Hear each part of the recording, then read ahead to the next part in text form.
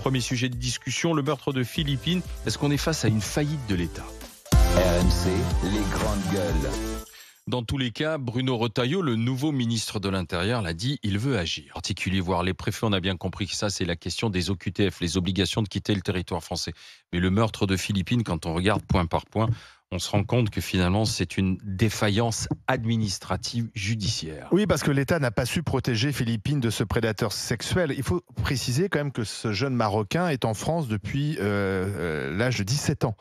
Il est arrivé sur notre territoire grâce à un visa touristique via l'Espagne. Et tout de suite, il a été pris en charge par les autorités. En fait, on ne l'a jamais lâché, en fait. Sauf à la fin, et malheureusement, il a recommencé. Alors, il est arrivé à 17 ans, il est classé mineur non accompagné, MNA. La France, d'ailleurs, enregistre à cette époque un flux d'arrivée de MNA très important en provenance du Maroc. Taao est donc prise en charge par le département du Val d'Oise, parce que ce sont les départements qui prennent en charge les mineurs isolés. Le département va le loger dans un hôtel à ses frais. Et quelques semaines seulement après son installation dans le Val d'Oise, il viole cet étudiant de 23 ans à Taverny, dans un bois déjà. La jeune fille a eu la malchance de le croiser sur un sentier forestier. Heureusement, elle s'en sort par miracle. Lui, il est rapidement identifié grâce à son ADN. Il est placé en détention provisoire, condamné le 5 octobre 2021 par la Cour d'assises des mineurs du Val d'Oise à 7 ans de prison. En fait, il a bénéficié de l'excuse de minorité. La peine maximale, donc, c'est de 7 ans contre 15 pour une personne majeure. On divise par 2, 7 ans.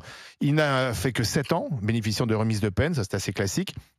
Il est sorti en juin dernier et ensuite les autorités décident de lui délivrer une OQTF, donc une obligation de quitter le territoire français. Et dans l'attente de la réponse du Maroc, son pays d'origine, et de la délivrance d'un laissez-passer consulaire, on le place dans un centre de rétention administrative à Metz. Ce CRA a fait parler de lui il n'y a pas longtemps parce qu'il y a eu une série d'évasions. Visiblement, il y a des problèmes de sécurité dans ce centre de rétention. En tout cas, il y reste 75 jours. Un juge des libertés ordonne sa sortie le 3 septembre, donc au bout de 75 jours, il aurait pu rester 90 jours. Il disparaît dans la nature, il ne respecte pas ses obligations.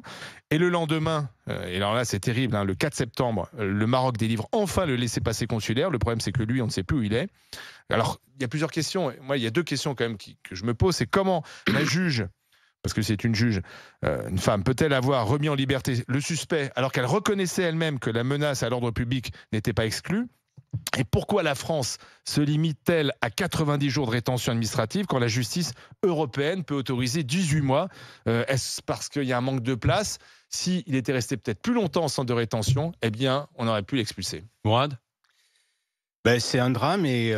Alors moi d'abord, ma première réflexion, c'est que je me dis, apparemment entre 17 ans et l'âge mineur et l'âge majeur, il n'a pas changé dans ses idées. Donc on aurait pu tout à fait, dès le départ, considérer qu'il était majeur à 17 ans. Il était à 6 mois de sa majorité. Oui, donc ça c'est encore une stupidité du droit français. On a affaire à un prédateur. Donc il fallait lever l'excuse de minorité dès le début. Oui, bien sûr. Bien sûr, aujourd'hui à 17 ans, on est majeur. Je veux dire, il y a 30 ans, à 17 ans, on était mineur peut-être, mais plus aujourd'hui. La deuxième chose, c'est la responsabilité de la magistrate. Moi, j'aimerais bien qu'ils aient un minimum de responsabilité quand ils font... C'est un petit peu comme si elle avait décidé d'ouvrir les cages des fauves aux zoo de Vincennes, quoi. La magistrate, elle a décidé, apparemment, connaissance de cause, de lâcher un prédateur dans les rues de Paris. C'est ce qu'elle a lâché, un prédateur. Il y a une véritable responsabilité et je trouve que cette espèce d'impossibilité de les poursuivre me dérange. Parce qu'il y a une responsabilité, et quand je dis responsabilité, j'ai presque envie de dire complicité. Presque une complicité. Moi, si je suis à la place des parents, je me pose vraiment des questions sur de Tu complicité. portes plainte contre la magistrate. On devrait pouvoir, ou alors elle devrait être remerciée, parce que c'est quand même ce qu'on appelle une faute grave. Dans la vie réelle, quand on fait des fautes graves, ça s'arrête. On est remercié, et là je pense qu'en l'occurrence, on a affaire à une faute très grave. Je rajoute, parce que j'ai oublié, il y a une autre faute qui a été avérée, c'est que lorsqu'on a adressé la première demande de laisser-passer consulaire au Maroc, on s'est trompé, il y a une erreur administrative. Pas le bon service. C'est pas le bon service. Et là, ça s'est passé c'est à la préfecture de Lyon. Donc si tu veux faire démissionner la juge, il faudrait aussi s'intéresser à ce qui s'est passé. Il y a une responsabilité. Pourquoi est-ce que dans le monde privé, la responsabilité est quelque chose qui est impliquant, et pourquoi pas dans ce monde-là ? Un médecin, un médecin qui fait une erreur médicale, il peut... Et la dernière chose que je voudrais dire, c'est que il ne faut pas en profiter pour se lâcher sur les Marocains, sur les étrangers. C'est un OQTF. Tous les OQTF, pour moi, doivent quitter le territoire. bien sûr. Ce sont des gens qui sont entrés illégalement et qui n'ont aucune raison d'être sur le territoire. Mais surtout, il va falloir que ça s'arrête, quoi. Il va falloir que ça s'arrête parce que entre ces meurtres, entre les attaques à droite, à gauche, au couteau et tout, je ne sais pas où on va. Je ne sais pas où on va. Et même si je suis plutôt pour la prévention, naturellement, je pense qu'aujourd'hui, pour gérer le présent, on n'échappera pas à la répression. Ça me paraît indispensable pour gérer le présent. On fera de la prévention pour l'avenir, mais pour l'urgence du présent, on peut faire que de la répression. Emmanuel. Ouais, on ne peut que souscrire à ce que vient de dire Mourad. Moi, je dirais plus fondamentalement que le problème, il se joue à l'entrée sur le territoire. Maintenant, on peut faire l'exégèse. C'est par l'Espagne. C'est passé avec la magistrate, etc. Le problème, c'est l'entrée sur le territoire. Ça a été dit et redit dans toute l'histoire de l'immigration, y compris aux États-Unis. Donc, il faut complètement changer les choses. En tout cas, il faudrait, au niveau européen et cumulativement au niveau français, car comme le rasoir à deux lames, il y a beaucoup de gens qui veulent venir, il faut les en empêcher. Et à ce titre-là, on peut créditer Bruno Retailleau d'une vraie volonté immédiate dans le propos, à la mesure des moyens à sa disposition. Moi, c'est un type que je connais, il est très précis, et même psychologiquement, même culturellement pour les Français, son propos est vraiment bienvenu. Oui, mais une fois que ce mineur de 17 ans est sur notre territoire, on doit le garder. C'est-à-dire une obligation, d'ailleurs européenne. Ce qui est insupportable et la véritable défaillance, c'est la récidive.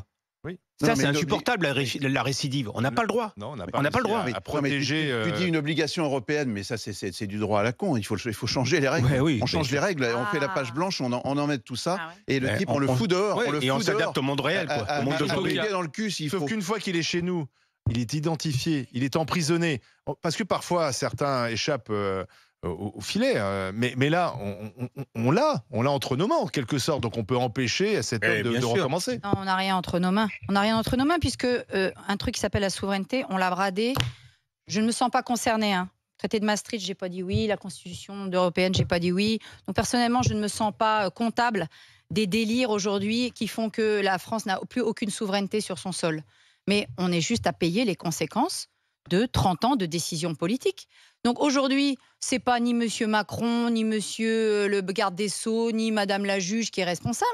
Ils ne font qu'appliquer des lois qui nous sont imposées par des idéologues qui siègent à Bruxelles. Madame van der Leyen, je ne sais pas si elle a la volonté peut-être de s'occuper d'un des 12 à 15 000 MNA que nous recevons en France, parce que des mineurs isolés en France, c'est entre 12 et 15 000 par an. Et les départements, d'ailleurs, ont du mal à suivre, ça coûte beaucoup d'argent. Oui, le problème, c'est que sur 5-6 ans, c'est 100 000, c'est considérable. Les MNA, mineurs non isolés, sont pris en charge par l'ASE, l'aide sociale à l'enfance. Parce qu'effectivement, en France, on n'est déjà pas submergé par les enfants qu'il faut déjà sauver de leur famille. Donc l'ASE, ils n'ont déjà pas un rond. Il faut qu'ils s'occupent aussi de placer les mineurs isolés, qui sont souvent d'ailleurs dans les mêmes foyers ou les mêmes hôtels que des enfants français ou étrangers en situation régulière, dont l'ASE doit s'occuper. Ça coûte une blinde au département. C'est quoi? C'est l'argent du contribuable, excusez-moi. Quant aux OQTF, on est à 700 000 OQTF en France. Les places en centre de rétention administrative, en France, c'est 25 000 et en Outre-mer, c'est 20 000. C'est-à-dire qu'on a 45 000 places pour les personnes OQTF. On en a 700 000 à renvoyer. Donc, à un moment donné, soit on décide qu'on s'occupe vraiment des OQTF et que les 700 000 OQTF, on se donne 6 mois à 1 an pour tous les renvoyer, puisque je ne sais pas, monsieur Macron avait dit en 2019... 700 000 en 6 mois, ça fait des avions en permanence dans le ciel. Eh bien, oui, des avions. Tu sais, il y a des avions cargo. Moi, à un moment donné, j'ai 3 solutions pour les pays d'accueil qui ne veulent pas les reprendre. Alors, c'est la fin des visas, notamment pour les dirigeants, là, parce que les soins à l'hôpital américain de Neuilly, bon non, vous allez trouver un hôpital chez vous. On va arrêter de venir vous soigner ici. Les transferts d'argent Western Union et compagnie, désolé, mais c'est terminé. Et puis, les visas de tourisme et compagnie, plus rien. Et un petit peu aussi l'aide au développement, on va un peu vider. Quand vous aurez fait ça, et ça, c'est des décisions franco-françaises, il n'y a pas besoin de demander à l'Europe. Et si l'Europe ne veut pas, bah, tu sais quoi, on s'en fout. Et on va arrêter de Donc, détenir 50% des avoirs africains dans nos banques aussi. Oui, si tu fais ça 6 mois, 1 an, tu vas voir que tout d'un coup, ils vont les reprendre. Moi, je te le dis, tu fais ce que tu veux. Mais moi, le discours de « il n'y a rien à faire, on n'y peut rien, on se bat les flancs, et on ne va pas punir tout le monde ». À un moment donné, si des dirigeants qui, par ailleurs, adorent venir en France pour vider l'avenue Montaigne et aller se faire soigner à l'hôpital américain, si eux, ils n'ont pas envie de prendre leurs responsabilités, on va les forcer à prendre leurs responsabilités. Nous, d'accord, quand on a un OQTF, on le reprend. La France, elle respecte le droit international. Ces gens-là, ils ne le respectent pas. Par contre, supporter l'aide de la France, il n'y a pas de problème. Ce que tu dis, à un moment donné, peut être audible. C'est donnant-donnant. Ce que tu dis peut être audible. Ce qui ne l'est pas pour moi, dans tes propos, c'est qu'on a l'impression que quand on a empêché de rentrer, un gamin, par exemple, on a réglé le problème. On n'a rien réglé du tout. C'est-à-dire, quand quelqu'un a faim, c'est pas parce qu'il est plus en France qu'on a réglé le problème. On a réglé le problème quand il a plus faim. Donc là, on est face à un problème. Tu crois qu'il avait faim, Tara ? On est face à un problème. Il se débrouille dans son pays. Je crois qu'il avait faim d'autres choses. Je termine. On est face à un problème. Mais je parle pas de cette vermine. Oui, mais moi je te parle. Oui, mais je vais pas généraliser par rapport à ce prédateur et cette pourriture. Bah oui. On est face à un problème planétaire. Voilà, donc on peut construire des murs et ignorer ce qui se passe à côté. Mais tant qu'on ne prendra pas ce problème de façon planétaire, on n'aura pas de solution. D'accord avec toi, on l'a déjà dit. mais ça, On l'a déjà dit, vider notamment l'Afrique de ses cerveaux. D'accord, mais on ne peut pas prendre le problème planétaire. Il faut le prendre. Mais il existera État-nation par État-nation. C'est depuis que le monde est monde, c'est comme ça que ça fonctionne. Chacun se débrouille dans son pays. Tu crois que Dabia Ben-Kired, la meurtrière de Lola, c'est parce qu'elle avait faim qu'elle est restée en France ? Les exilés climatiques. Les exilés climatiques, c'est aujourd'hui la problématique, c'est une répartition des richesses sur la planète. Répartition des richesses sur la planète. Et on sait que c'est pas par le biais du hasard qu'elles sont réparties de cette façon-là aujourd'hui. Il y a une histoire. Pardon, mais je trouve qu'on s'éloigne un peu. On peut refaire un débat sur l'immigration. Là, une fois qu'il est chez nous, il a 17 ans. Lui, il faut le virer. Il est condamné. Voilà. Et comment traiter ce sujet ? Non, mais ça, c'est dégage. D'accord. Mais une fois qu'on a dit ça, c'est pas si simple parce qu'on voulait le dégager, on n'a pas réussi à le faire. Donc, qu'est-ce qu'il faut améliorer ? Le juge des libertés, c'est quelque chose qui est quand même pas mal remis en question, parce que le juge des libertés, elle connaît pas forcément. C'est-à-dire que quand elle statue sur lui, mais elle n'écoute pas forcément les parents, les victimes, etc. Est-ce qu'il faudrait aussi revoir les compétences de ce juge ? Est-ce qu'on donne pas trop de compétences à cette juge des libertés ? Parce que visiblement, les conséquences sont dramatiques. Faut-il la sanctionner ?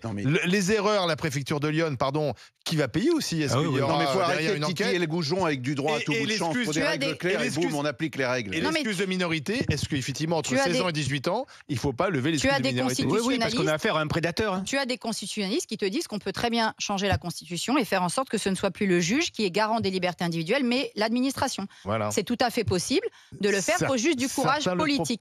Il faut changer la Constitution. On est dans un état de non-droit pour les victimes, de non-droit pour les étrangers réguliers qui respectent la loi.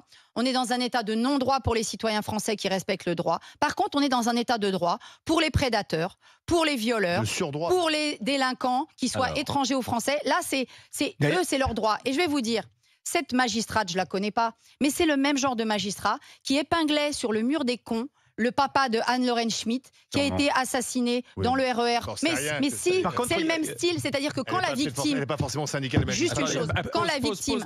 Non, juste une chose, quand la victime décide de ne pas se taire et décide de parler, elle finit épinglée sur le mur des cons des magistrats. Et d'ailleurs, il y a une chose qui me paraît anormale, il y a vraiment, puisqu'on cherche des économies en ce moment, il y a une chose qui me paraît incroyable, moi, c'est que la prison, ce soit gratuit. Pourquoi la prison est gratuite ? Pourquoi je suis allé du délinquant criminel jusqu'au délinquant fiscal. Pourquoi est-ce qu'il ne paierait pas son séjour en prison ? Je suis désolé, il n'y a pas de raison. Et pourquoi les mineurs, ce ne seraient pas les parents qui... Est-ce qu'on est face à une faillite en chaîne des services de l'État ?